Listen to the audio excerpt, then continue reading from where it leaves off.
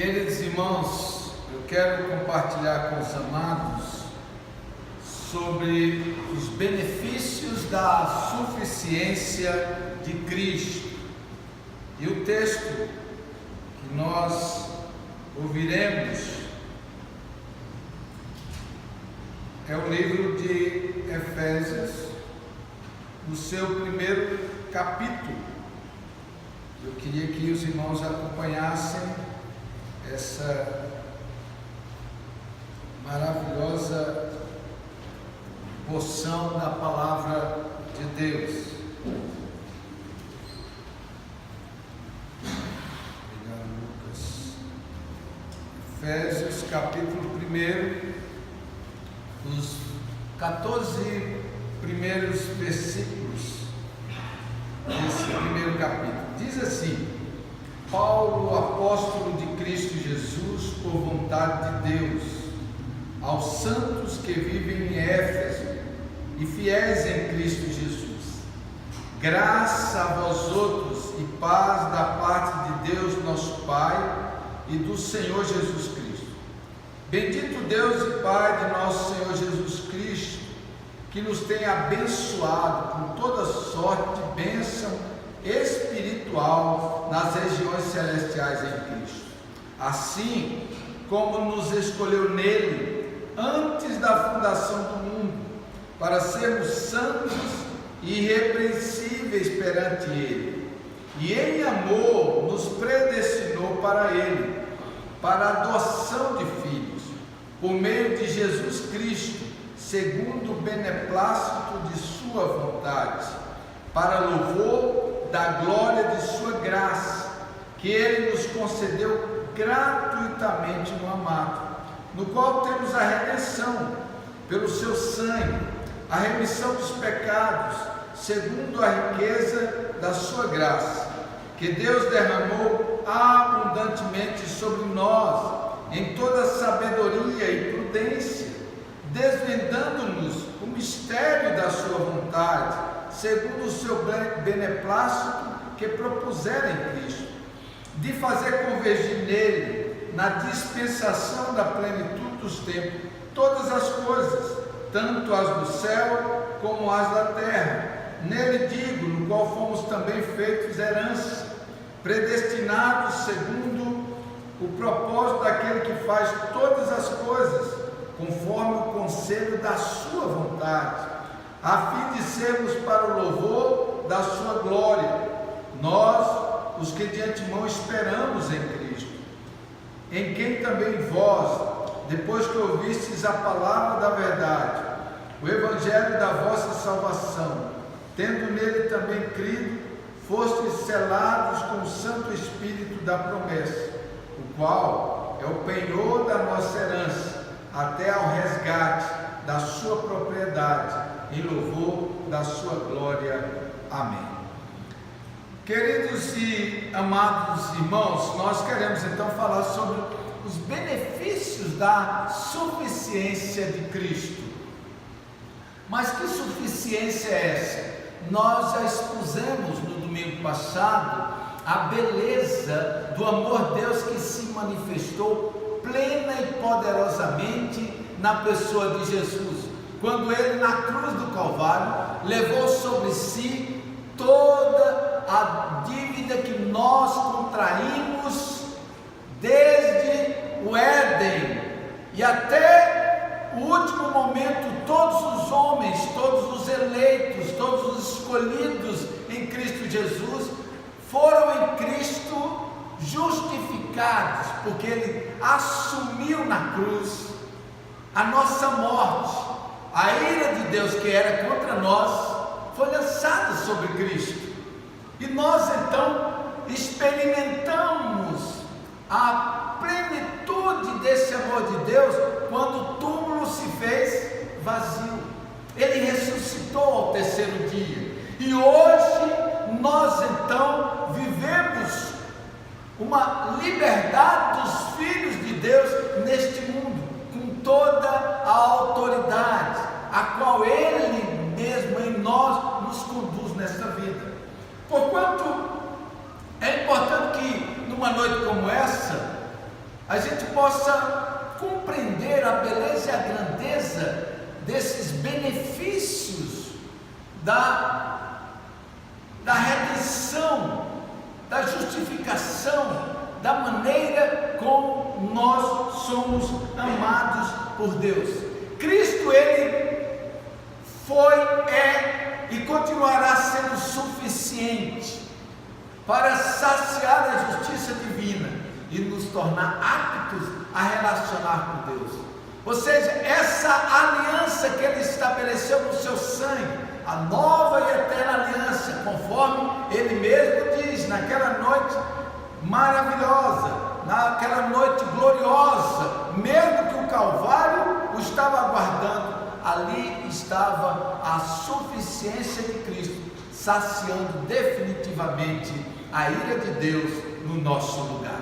E hoje, então, nós queremos compartilhar, a partir desse texto, os benefícios dessa suficiência de Cristo nas nossas vidas, para que a gente possa viver de uma maneira plena e abundante essa conquista do Senhor, porque nós vivemos para celebrar a vitória de Cristo, nós não vivemos para ganhar, através dos nossos méritos, a atenção de Cristo, o favor de Deus. Não, Cristo já conquistou todas as coisas.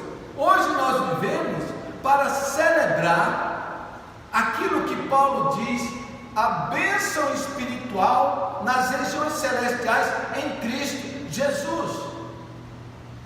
Nós estamos aqui em Cristo, e Cristo está na presença de Deus, e nós estamos na presença de Deus em Cristo, tanto no céu como na terra. Essa realidade, ela é inegável, inequívoca, na compreensão da beleza da palavra de Deus, falando sobre a vida de cada um de nós. Portanto, nós vamos olhar para esse texto. Poderia enumerar vários benefícios, mas eu quero enumerar alguns, que eu passo então a descrevê-lo através do que o texto diz. O primeiro benefício da suficiência de Cristo é a eleição amorosa. Veja o que diz os versículos, veja o que diz o versículo 4 e o versículo 5, o 4 e o 5 desse texto que lemos. Assim como nos escolheu nele, antes da fundação do mundo, para sermos santos e irrepreensíveis perante ele, e em amor nos predestinou para ele, para a adoção de filhos por meio de Jesus Cristo, segundo o beneplácito de sua vontade, para louvor da glória da sua graça que ele nos concedeu gratuitamente no amado. Conclui o versículo 6. Queridos, nós estamos em tempo propício para falar sobre eleição.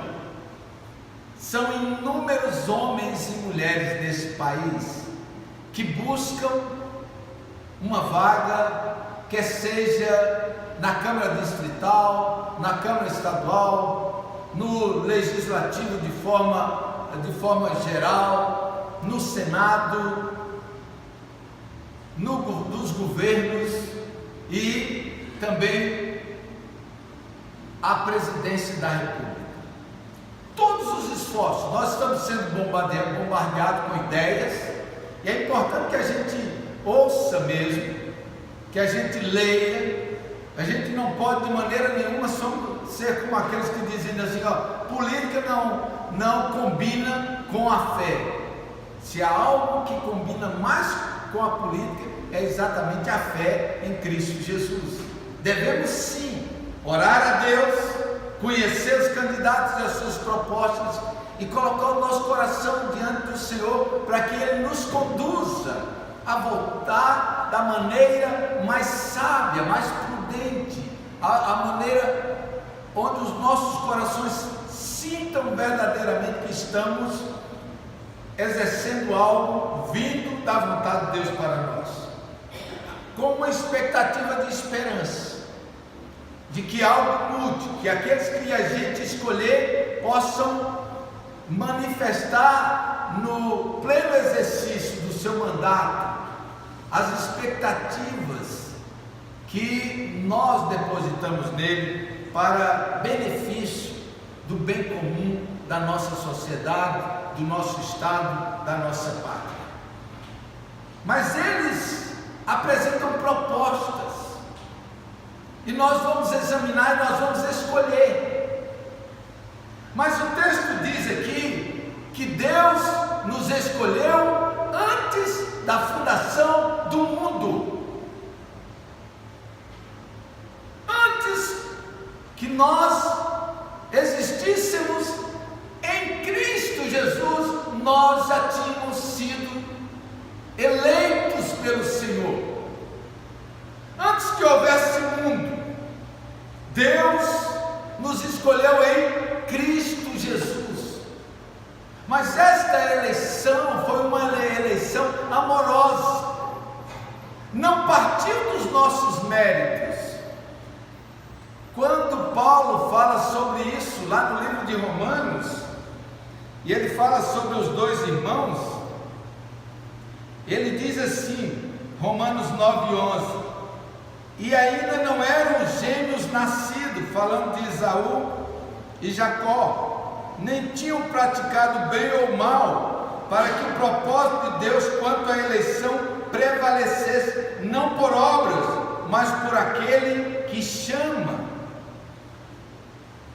Antes que eles nascessem, a eleição que se realizou antes da fundação do mundo os alcançou.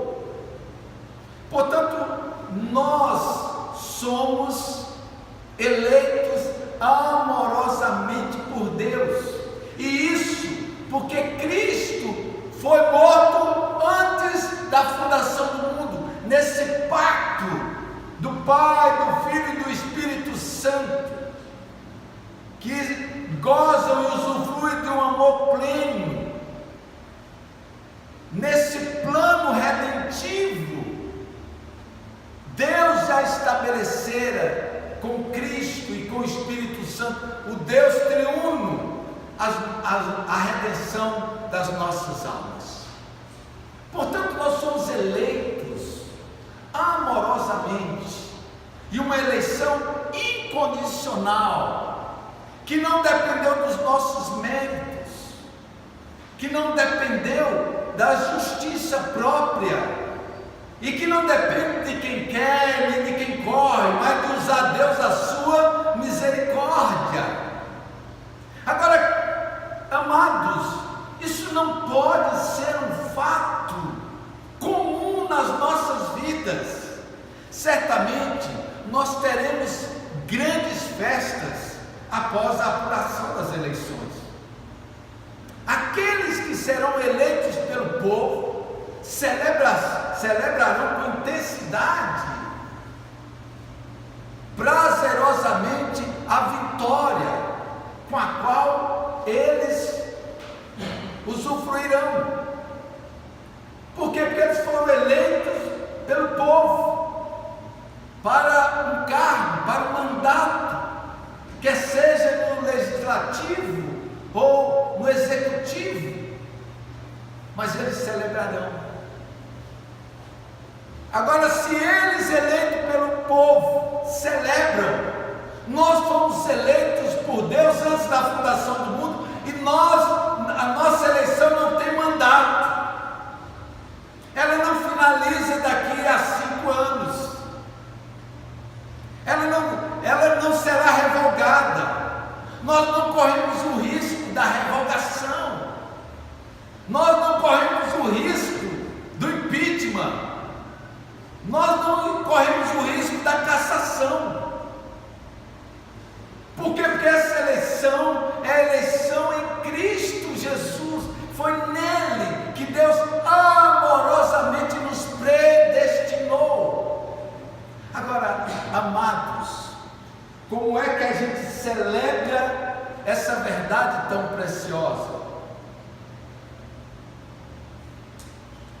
Esse benefício incomparável.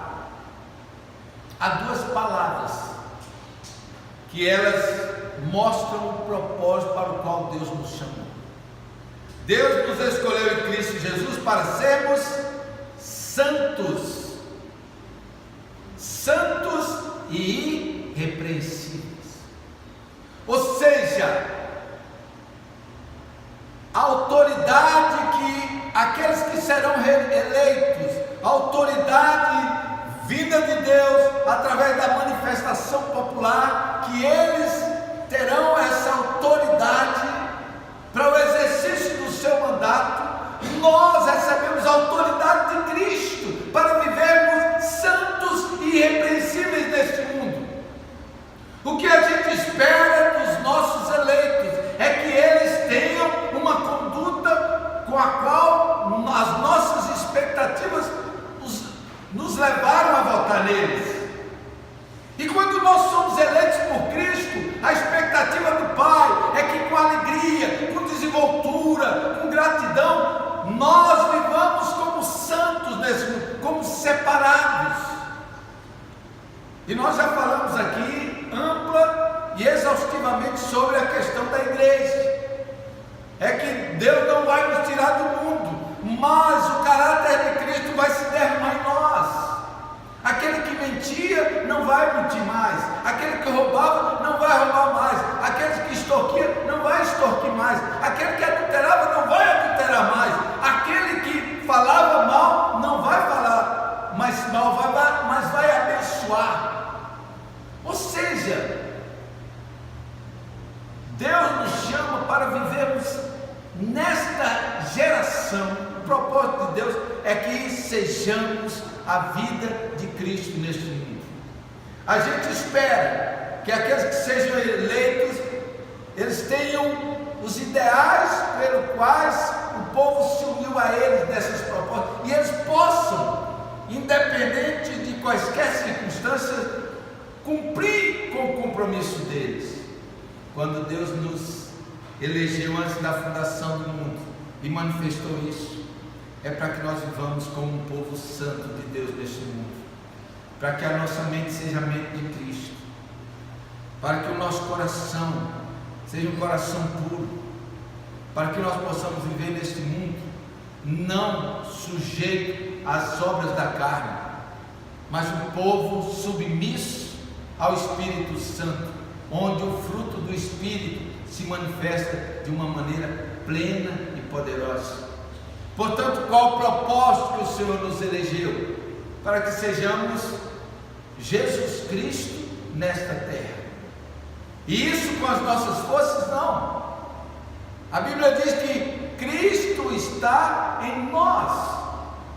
Ele morreu a nossa morte e Ele ressuscitou para que nós tivéssemos a sua vida. Ele está em nós.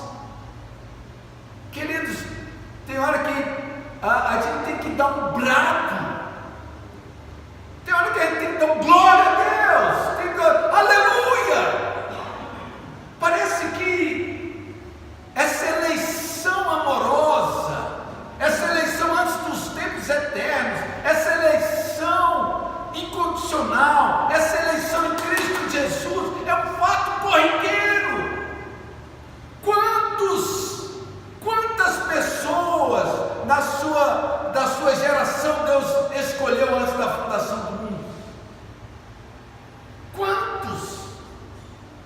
Quantos estão aí perdidos? Quantos se foram? E Deus escolheu você. Você acha que é pouca coisa ser escolhido por Deus? Ter a mente que você tem, o coração que você tem, ser assumido publicamente por Jesus na cruz. Deus nos chama para sermos santos, e santidade não é um ostracismo existencial, não é uma fuga da vida. Santidade é viver poderosamente onde estiver, vivendo o caráter de Cristo, o caráter de santidade, onde a pureza, onde a fala, onde os pensamentos, onde os atos, onde as colocações, onde os desejos se manifestam e constituem verdadeiramente luz. E de fato, onde nós estivermos. Nós não podemos, queridos irmãos, viver mais como nós vivemos. Muitas das vezes nós vivemos acovardados. Parece que nós estamos. A religião, sim, ela é medíocre, mas a vida de Cristo nos seus discípulos é poderosa. Portanto, o primeiro benefício que eu gostaria de destacar aqui é a eleição amorosa. E Deus nos chama para vivermos de uma maneira santa, plena, de uma maneira extraordinária. Agora, nós temos que refletir na nossa vida, porque hoje a maioria dos políticos eleitos pelo povo envergonharam o povo. A maioria urge um grito agônico da alma desse país dizendo renovação, porque estamos decepcionados com aqueles que fazem do cargo público a maneira mais rápida de enriquecimento ilícito. Nós olhamos e nós desaprovamos. Eles têm o mandato transitório. Agora, como é que está o olhar de Deus para nós? Que nós não temos mandato transitório coisa nenhuma. Nós estamos sustentados numa aliança. Nós somos eleitos do Senhor em Cristo Jesus. Nós vivemos a expectativa daquele que nos arregimentou, daquele que nos tornou luz e sal da terra. O segundo benefício que eu quero compartilhar com os amados irmãos é aquilo que está lá no versículo 7 desse capítulo 1, quando diz assim: no qual temos a redenção pelo seu sangue, a remissão dos pecados, segundo a riqueza da sua graça. Prosseguindo no versículo 8, que Deus derramou abundantemente sobre nós em toda sabedoria e prudência. O segundo benefício que eu quero destacar é a libertação plena. A libertação plena. A Bíblia diz que aquele que comete pecado, ele é escravo do pecado. A Bíblia diz que o homem sem Cristo está morto nos seus delitos e pecados, e que é escravo do pecado. Não existe homem livre. Todos os homens ou são servos do Deus vivo, escravos de Cristo, desse Senhor amoroso, desse Senhor bondoso, ou são escravos de Satanás, dos demônios, do sistema mundano e da natureza que aprisiona, que conduz à angústia, que conduz ao medo, conduz ao ódio, conduz à destruição, e na síntese feita pelo doce Senhor, quando diz que essa escravidão é para matar, roubar e destruir. Aqui nós vemos que Paulo, prosseguindo nessa sua carta, ele mostra àqueles irmãos de Éfeso que a libertação plena é uma conquista da suficiência de Cristo Jesus. E tem duas palavras que ele vai usar nos textos que nós lemos para ele mostrar isso, para fazer chegar ao coração dos irmãos como fogo chega em palha. aquecendo e enchendo todo o coração de uma limpeza, de uma purificação, quando ele diz que temos primeiro a redenção, depois a remissão dos pecados. Duas palavras, redenção e remissão. Quando nós olhamos aqui a Bíblia Sagrada, nós vemos que Deus projetou a redenção do homem, redimir o homem, trazer o homem de volta. Mas a redenção, ela não poderia acontecer pelo próprio homem, porque esse não tinha condição nenhuma de redimir a sua própria vida, porque ele estava morto, ele era devedor a Deus, como é. Deus então enviou Jesus, que redimiu o homem, mas que também remiu, tirou, expurgou, tirou do homem, tirou da sua cabeça a espada da lei e lançou sobre Cristo, que absorveu de uma maneira plena e absoluta, para que nós pudéssemos viver uma verdadeira libertação. A Bíblia diz que o pecado não mais tem domínio sobre nós. Os únicos que podem dizer o pecado não é mais Senhor da minha vida são aqueles que experimentaram e que experimentam e que experimentarão a suficiência de Cristo Jesus. Não mais o pecado tem domínio sobre nós. Nós mentimos, nós falamos mal, nós invejamos, nós cobiçamos, mas a nossa natureza, ela não tem mais o domínio sobre as nossas vidas. Nós somos os únicos que poderemos e podemos dizer às nossas vidas, à nossa alma, dizer: eu não mais pecarei contra o meu Senhor.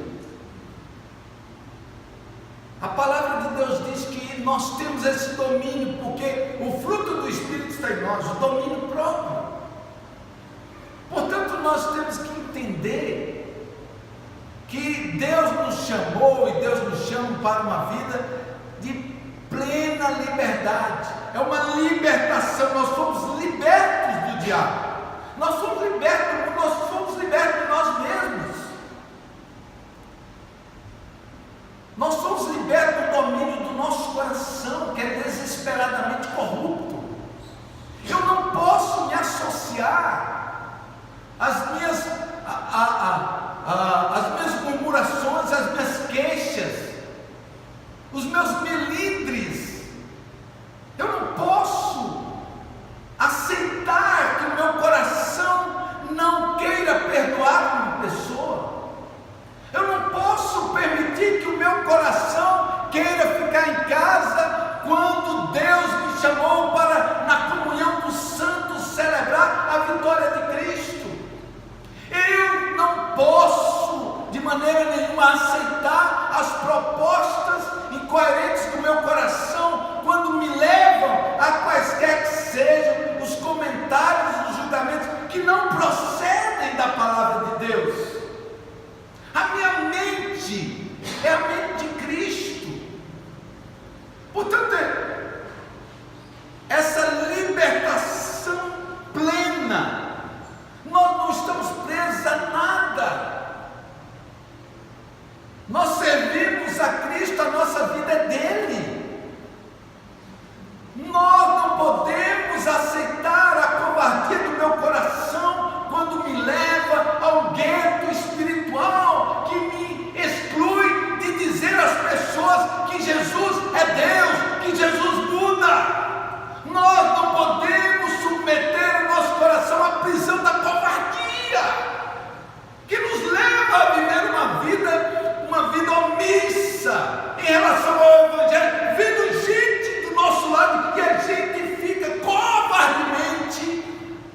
seduzido e dominado pelo coração, pela natureza que impõe uma lista de restrições, e a gente não fala de Jesus para ninguém, a gente não ora a Deus por vida nenhuma. Deus nos chamou para uma liberdade plena, uma liberdade de falar do amor dele, viver o amor dele em todo o tempo. Eu não posso de maneira nenhuma ser conduzido pela natureza do Josili. Quem tem que me conduzir é a natureza daquele que suficientemente saciou a justiça do Pai, a ira do Pai, satisfez a justiça do Pai, sorvendo sobre si a ira no meu lugar. Queridos, nós temos que viver essa liberdade dos filhos de Deus, essa liberdade onde a morte não nos atormenta, onde a gente não tem medo de morrer por causa do Evangelho, onde a gente não tem medo de receber um soco, um tapa por causa do Evangelho, onde a gente não tem medo de receber um não, de perder a amizade, de ser mal interpretado por causa do Evangelho. Nós somos livres, por isso que Jesus em tempo nenhum ele se deteve, por isso que os apóstolos não se detinham, eles iam e falavam, e eles diziam: olha, julgai entre vós mesmos, é preferível obedecer a homens do que obedecer a Deus. E eles prosseguiam falando, porque são livres. Não é só ser livre de fumar um cigarro, não é só ser livre de encher a mente com um vidro de uísque. A liberdade é para a gente ser livre para anunciar. É a liberdade do orgulho que nós temos, da soberba. Ou seja, Deus nos chama à liberdade plena. Esse é um benefício da suficiência de Cristo. Vejam como nós precisamos experimentar isso. Isso é um grande benefício. Isso é extraordinário. Eu quero, queridos, concluir enumerando o terceiro benefício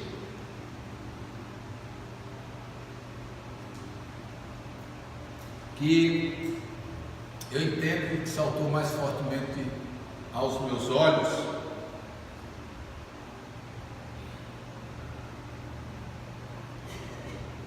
que é aquilo que está escrito lá no versículo 13 e 14, que diz assim: em quem também vós, depois que ouvistes a palavra da verdade, o evangelho da vossa salvação, tendo nele também crido, fostes selados com o Santo Espírito da promessa, o qual é o penhor da nossa herança, até ao resgate da sua propriedade, em louvor da sua glória.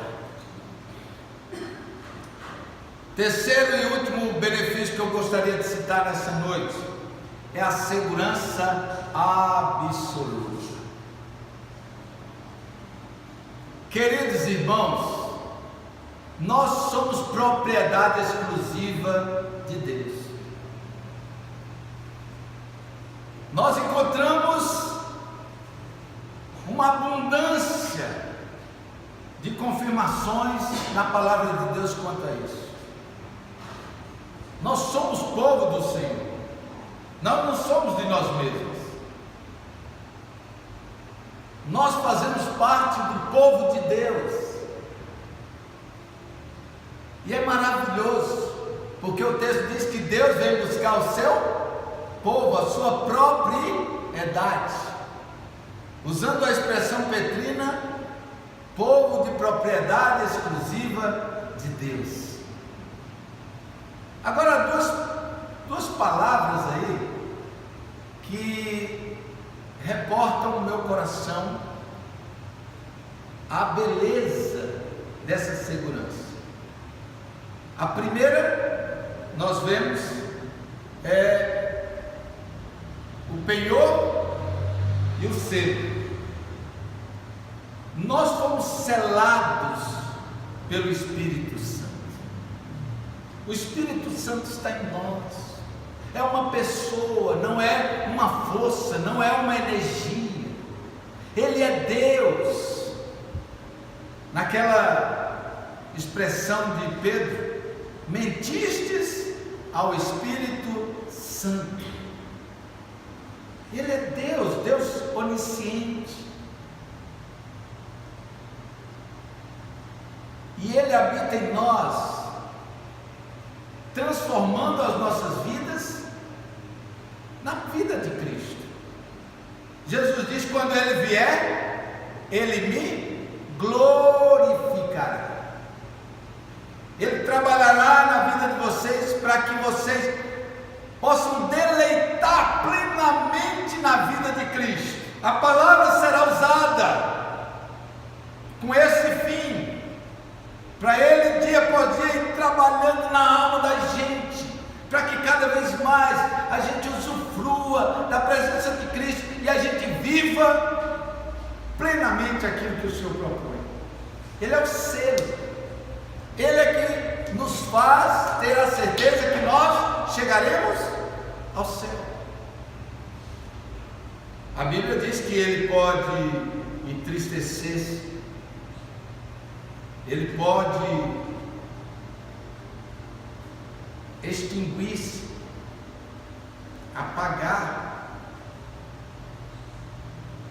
a ação dele, mas ele jamais sairá do coração daqueles que são discípulos de Cristo Jesus, daqueles os quais nasceram não segundo a vontade do homem, mas segundo a vontade de Deus, e tornaram-se filhos de Deus. Isso é segurança absoluta. Nós vivemos nesse mundo com esse grande privilégio.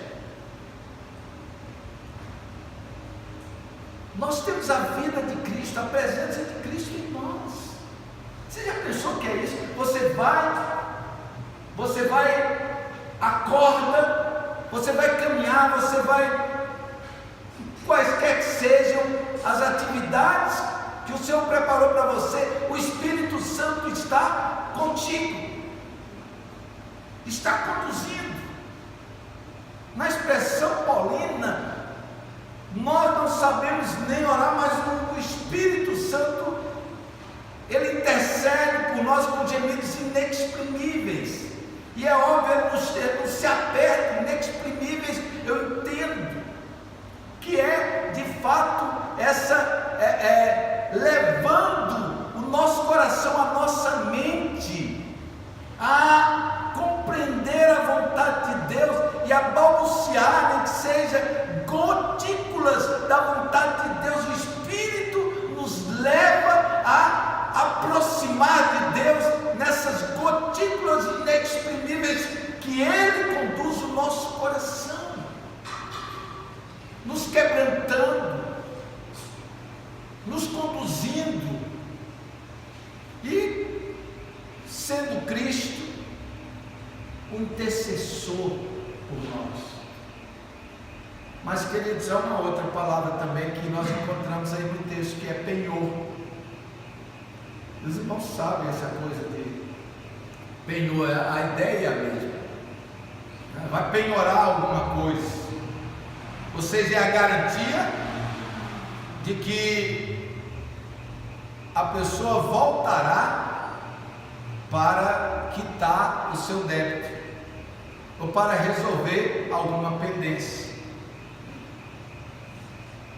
Portanto, é maravilhoso que Paulo diz que o Espírito é o penhor. Deus penhorou, Deus colocou o Espírito em nós como penhor, dizendo assim: olha, eu vou buscar, eu volto para buscar vocês. Você veja como Deus jamais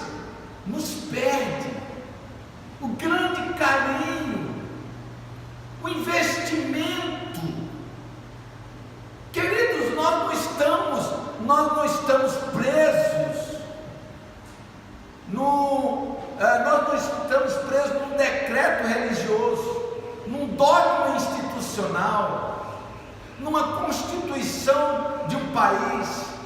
Não são os homens que decidiram isso, é Deus em tempos eternos, que o Pai, o Filho e o Espírito Santo, nesse plano eterno, resolveu nos inserir como manifestação de amor um pelo outro e amor por nós.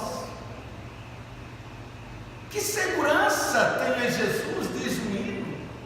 Que segurança! E parece que a gente vive cada vez mais atormentado, assustado. Incrível isso! Isso é segurança. A suficiência de Cristo trouxe segurança a nós. O mesmo Deus que abriu o mar vermelho, o mesmo Deus que mandou o maná cair do céu, o mesmo Deus que saciou os leões sem alimento, o mesmo Deus que tornou e adornou homens com fogo, o mesmo Deus que tornou a pele dos leprosos como pele de criança, o mesmo Deus que diz: menina, levanta, o mesmo Deus que diz: Lázaro, vem para fora, o mesmo Deus que diz: Pai, abençoa esses pães e esses peixinhos, e alimentou a multidão. É um Deus que cuida da gente. Parece que nós estamos assustados, atemorizados, e nós vamos definhando espiritualmente. Deus nos chama, queridos, devemos orar mais, devemos conversar mais com Deus, devemos ler mais a Bíblia, devemos crer mais, porque Jesus, Ele morreu sendo suficiente, e hoje nós temos a bênção espiritual nas regiões celestiais em Cristo Jesus. Eu quero desafiar você, amado irmão, todos nós, a sairmos daqui entendendo que não foi há 2000 anos atrás, que não foi há 5000 anos atrás, que não foi há 10.000 anos. Foi um tempo em que o homem não consegue pisar. Foi na eternidade, nos tempos eternos, quando não havia mundo, quando não havia estrela, quando não havia lua, quando não havia sol, quando não havia esses milhares e milhares de galáxias. Nesse tempo, o Pai, o Filho e o Espírito Santo já projetava a mim e a sua existência. E Ele projetava que nós iríamos para Ele, que nós ficaríamos. Eu acho isso maravilhoso. Se pudéssemos pensar, nós pensaríamos assim: o Pai, o Filho, nesse tempo todo projetou. Aí projetou que nesse períodozinho eles ficariam aqui na terra para eles usufruírem do Emmanuel, do Espírito, para eles serem a visibilidade da face de Cristo. Só esse tempinho. Daqui a pouco eles entram numa nova realidade. Eles voltam. Eu vou voltar para o Pai, porque eu nunca saí do coração de Deus. Nem você nunca saiu do coração de Deus. Nunca houve um tempo que eu não estivesse com Deus. Nunca houve um tempo, porque eu sempre estive com Deus. Mesmo período que impiamente o Senhor decretou para que eu vivesse alguns anos sem o conhecimento do amor dele, mesmo assim, o olhar dele eu estava inserido. Ele estava me buscando logo para tirar desse período de dor, de angústia, para que eu pudesse deleitar com o amor dele. Queridos, saia daqui de uma maneira vívida, alegre, entusiasmado. Eleição amorosa. Deus nos chama a isso. Libertação plena. Deus nos chama a isso. E segurança absoluta. Deus nos chama a isso. Que Deus nos abençoe. Vamos ficar de pé e vamos orar?